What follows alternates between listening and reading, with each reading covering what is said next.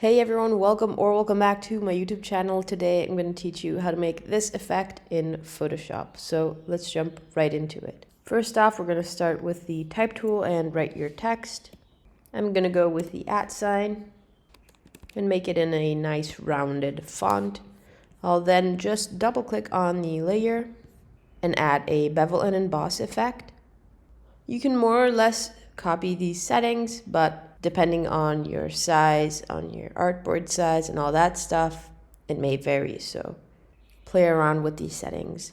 Then add an inner shadow, an inner glow, some satin, and a gradient overlay.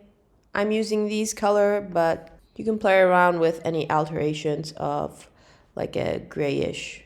You can just add as many as you want and you'll see how it's going to come up right over here.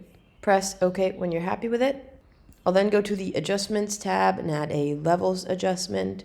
Darken the dark parts and lighten the light parts. Just have that little bit more contrast that you have on chrome and metallic stuff. And now finally, go back to the Adjustments tab and add a gradient map.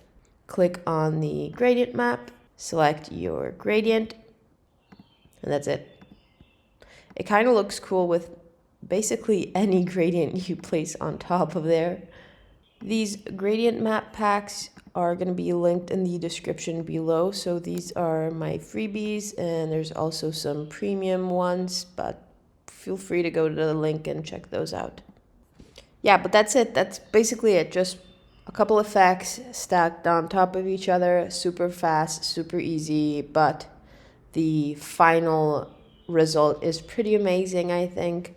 Let me know if you like this in the comments and feel free to subscribe, hit the bell to get notified with new videos. Go check out my Instagram. I post daily designs on there, almost at day 600, so that's pretty cool. I'd appreciate if you take a look at that. And yeah, thank you so much for watching. I'll see you guys soon. Bye.